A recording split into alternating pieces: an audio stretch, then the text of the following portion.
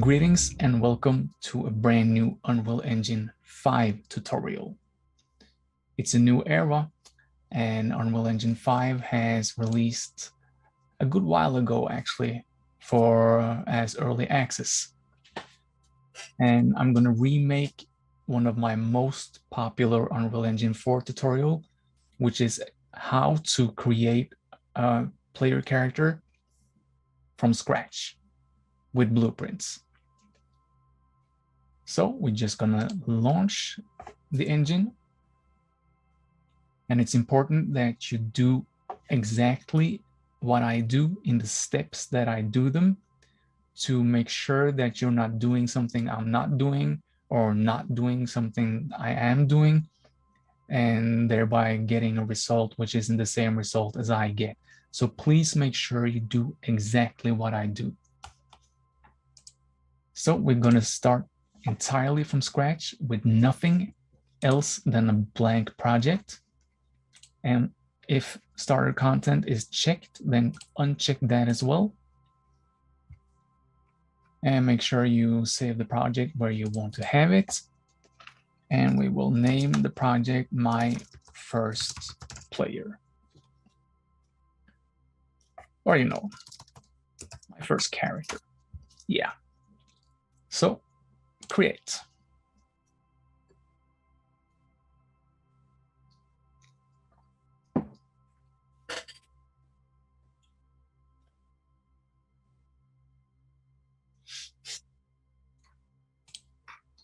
Now I know I have a version of the engine that is crashing when I press play.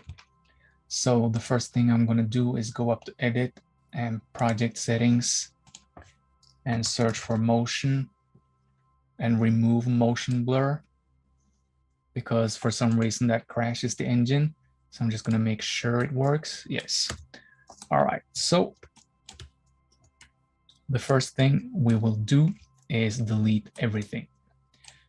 So we delete the light source. Yes. We delete the atmospheric fog. We delete the skylight. We delete the sphere reflection capture. We delete the sky sphere. And we delete the player start. Only the floor should remain. Now with the floor remaining, right click on the floor and place one single actor, a directional light. So we're just going to move it up a bit. And with it selected, I'm going to take the intensity down a little bit. So set it down to 3. And I'm going to make the light a little bit more evening-like, because I think blue is a nice color. There, that's our level. Now we can save. So before we save, build. Actually, before we build, select the floor, and under transform, take scale and just make the floor a little bit larger. So 3, 3, 3, because then the player character to be will have more space to run around on. Now we can build. So go up to build and simply take build all levels.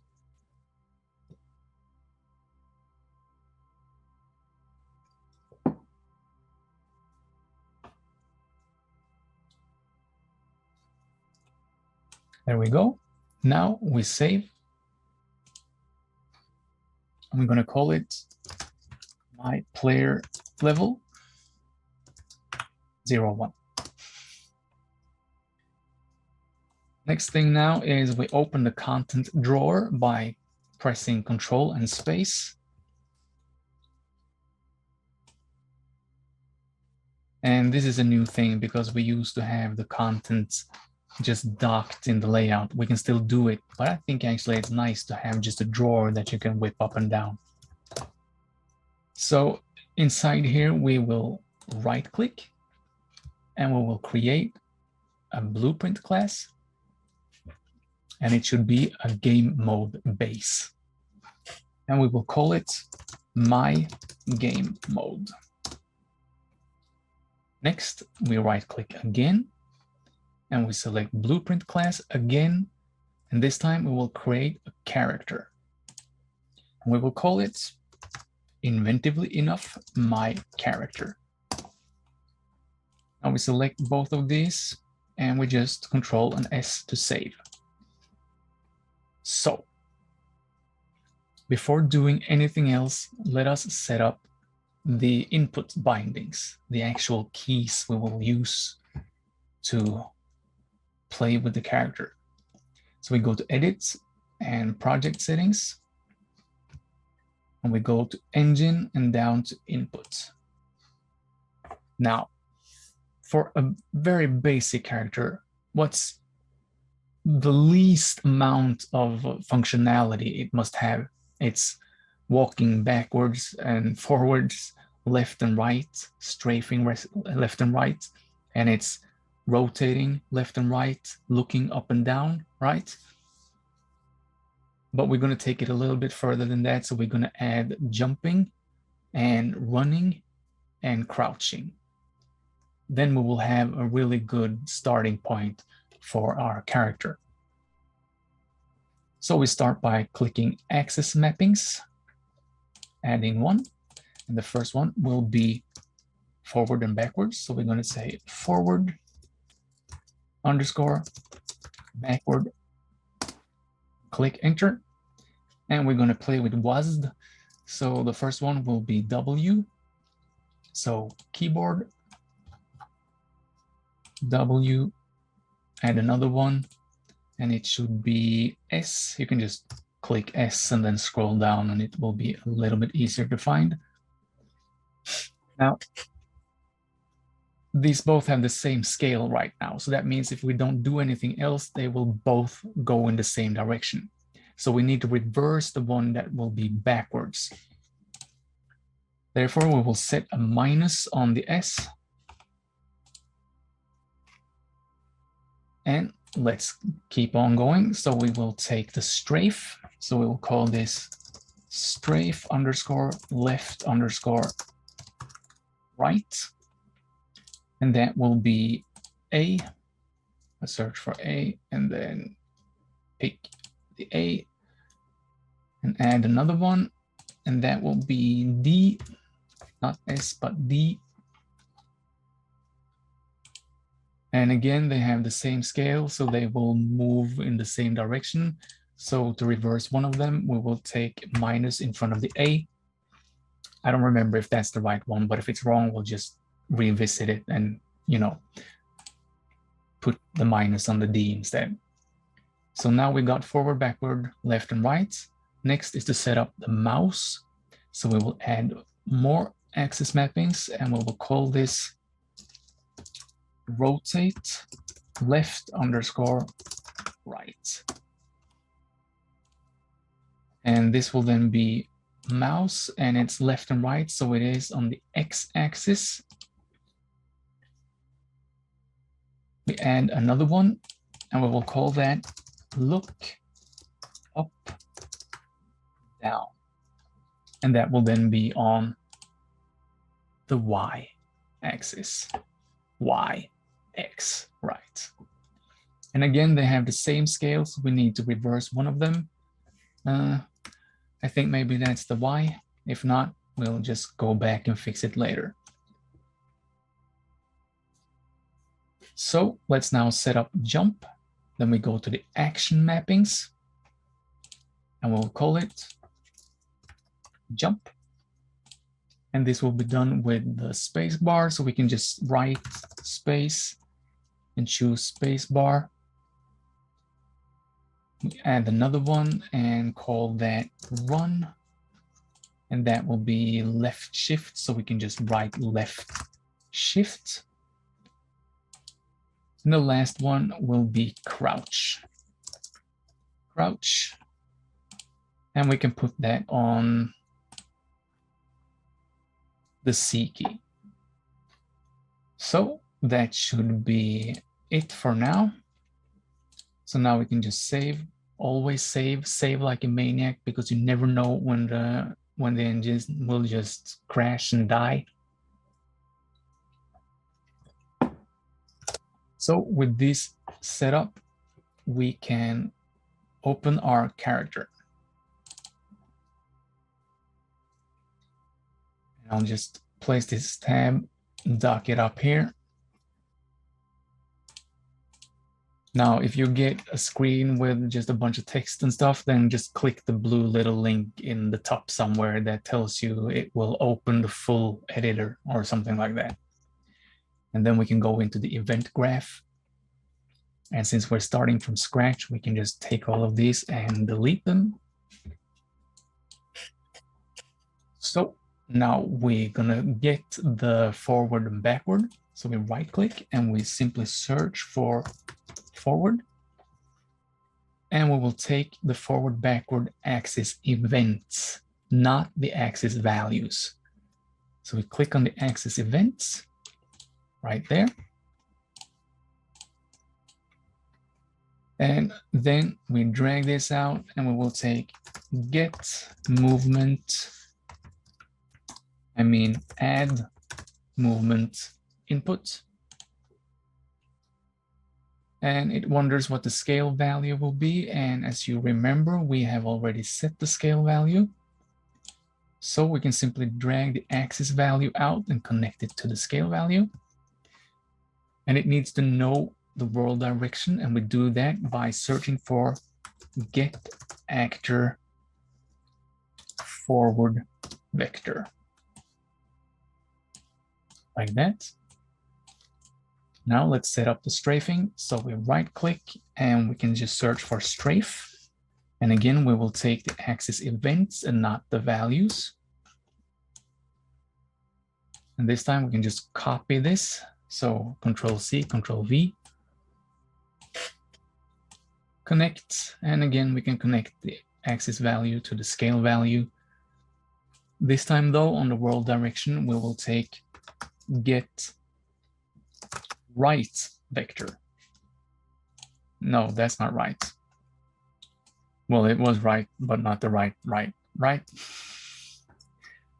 Get actor right vector. There we go.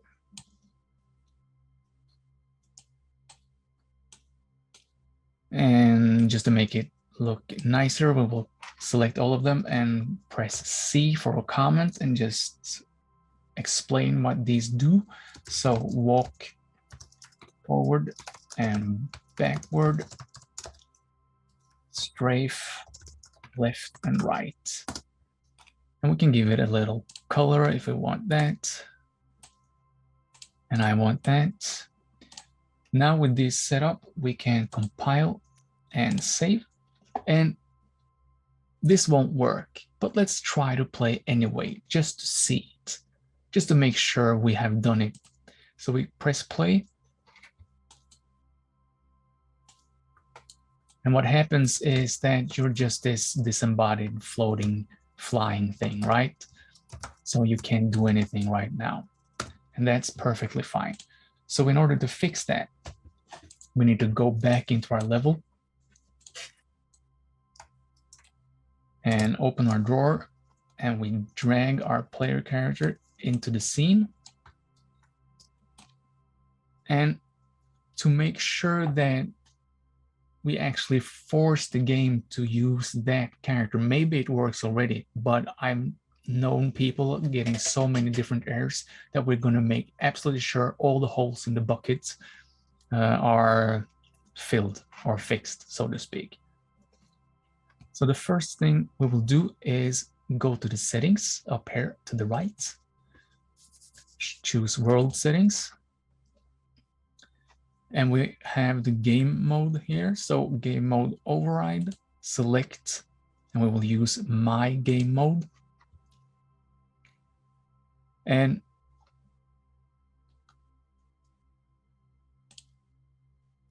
under here, we have the selected game mode, default pawn class. Here, and this is important, you will choose the character we're working on now, which is my character. Next is we select our player, my character, and we go to details. And in the search details, we can search for pawn. And under pawn, we have auto possess player. And we select player 0. Now this might not be necessary, but I have known cases where this has been necessary, so that's why we're doing it. Now though, we save the game and we try to play. And here we are. And if you set up the bindings correctly, you will be able to go back and forth and strafe, and they will be in the right directions. If you're experiencing it going to the right when you press left and vice versa for the forward and backward, then just go into the input bindings and change who has the minus in front of it. But this is all good. So then we have a player character that works. Now we can go back to my character and we can set up the mouse bindings.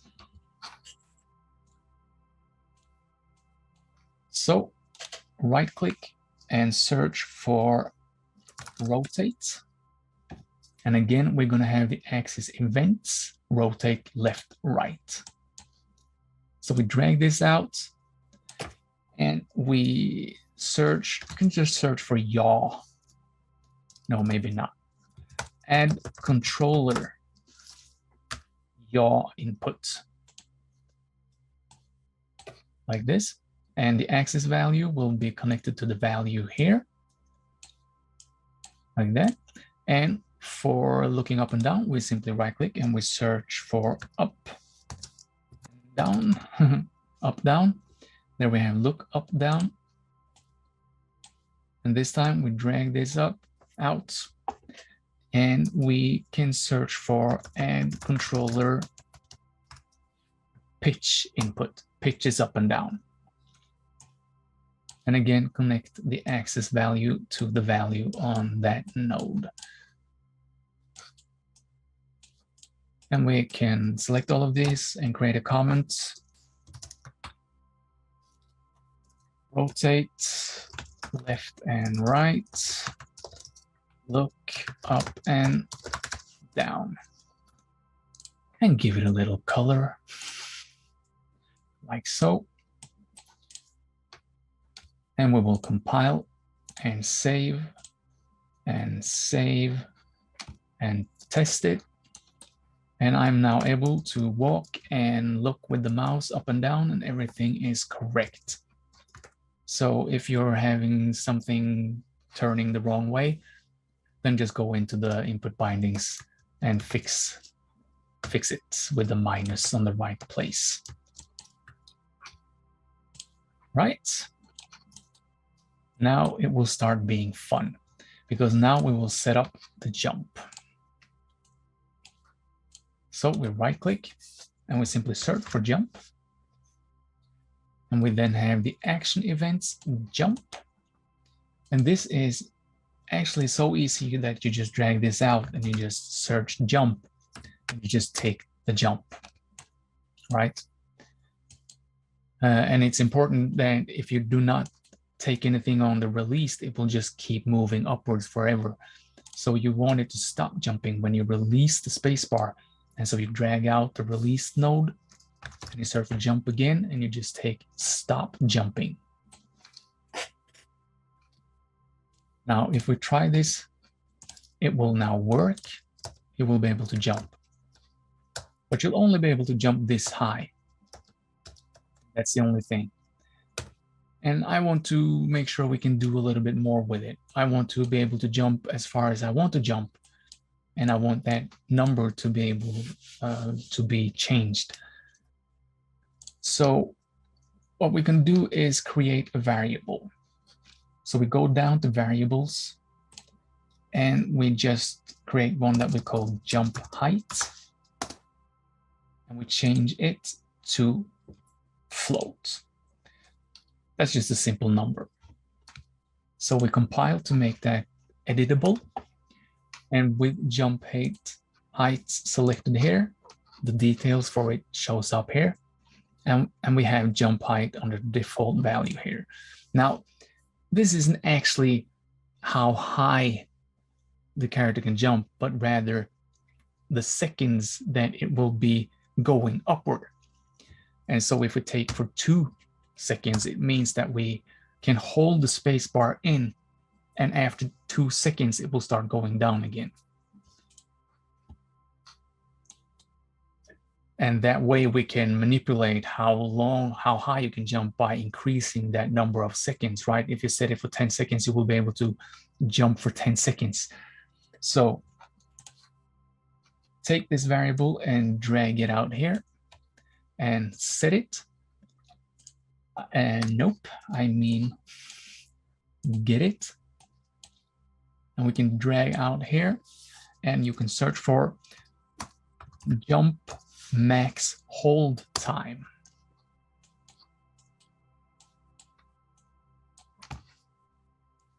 Now, if you want to just pick this out and put it there, you can hold in control and then put it like so. Now, and you can hold Alt in to disconnect the node. Like we could just take set here, and it exists because it's something that already exists. And we could say here that we could set it to 5, you know, and it would already be done. But it's better to create a variable because it has more uses. So with a variable, we can now manipulate the variable and do things with it. We can talk more about that a little later. But for now, let's just check that it works. So we compile and we save and we play and we hold the space bar in, and we see that we are floating upwards for 2 seconds. And that also means that whenever we let go of the space bar, we start going downward. So we can jump as high as we want, but not higher than so high we're getting in 2 seconds. Yeah, of course.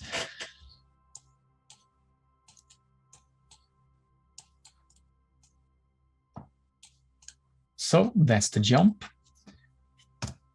Comment, jump. And we will set that to be red because Super Mario jumps, right? Now let us set up, well, first let's save. Now let's set up running. So we right click and we just search for one. Or maybe we should search for action and then one. Action events run. So to know what will be running and what will be walking, we can first check what is the normal walking speed of the character. And by doing that, you do that by going to my character here on the left and going down to character movements. And in the details, you can search for walk. And then you see that you have max walk speed 600. So then we know that, okay, the regular walk speed is 600. So now we can create our own walk speed, which will be the run speed. And we will do that as a variable. So we will call that run speed. It will be a float. We compile, make it available here. And since walking is 600, we can say running is twice as much. So that's 1200.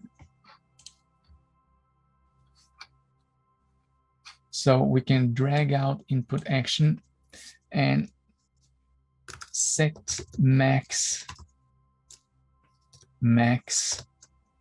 walk. If this doesn't show, then just uncheck the context sensitive and you have the set max walk speed here.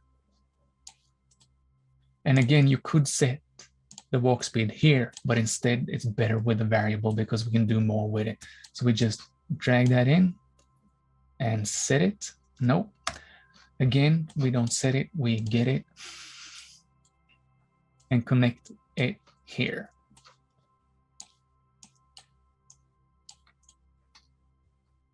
And this one needs a target, because who's doing the walking? Who's doing the running? Obviously, it's our character, and it's the character movement that does the movement. So you can hold Control down and drag this in to get this, and then you just plop that in there.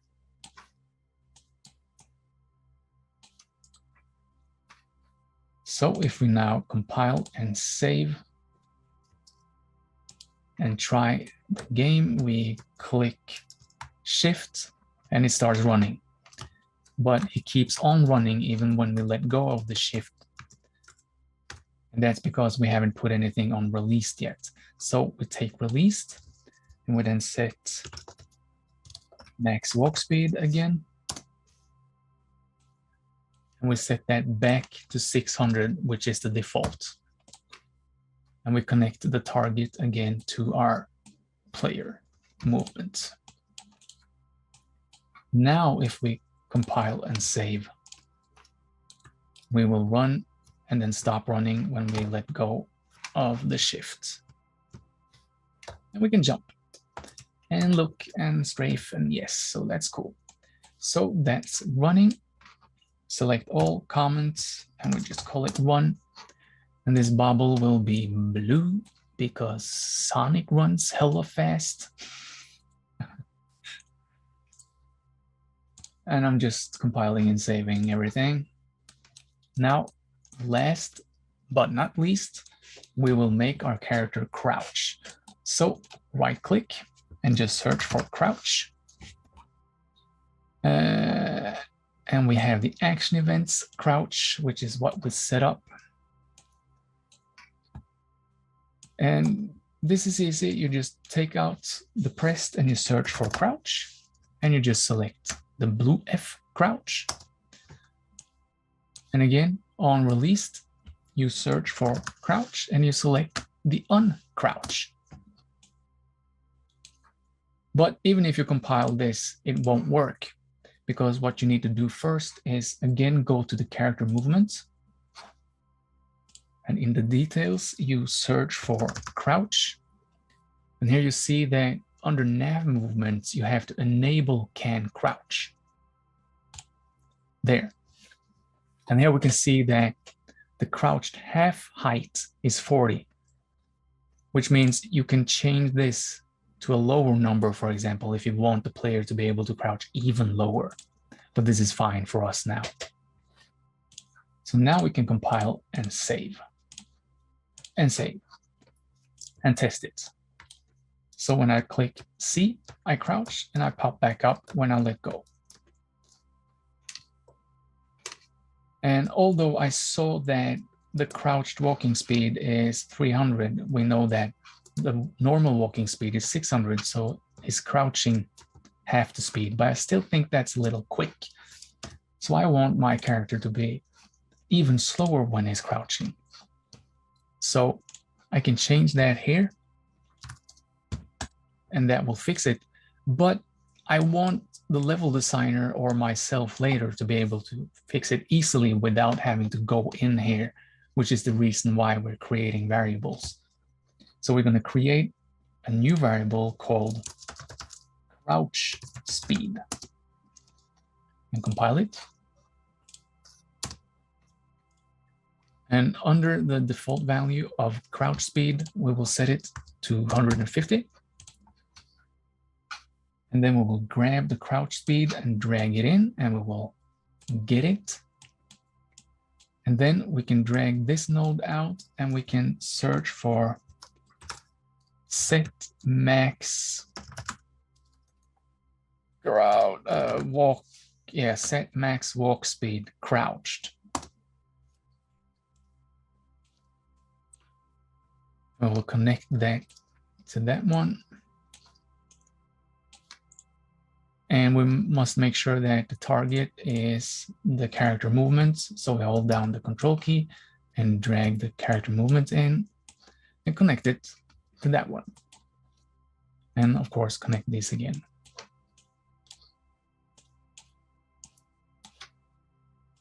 Like this. And select all comments and call it crouch. And now compile and save. And let's see if the character works and if it's crouching and walking really slowly, and it does.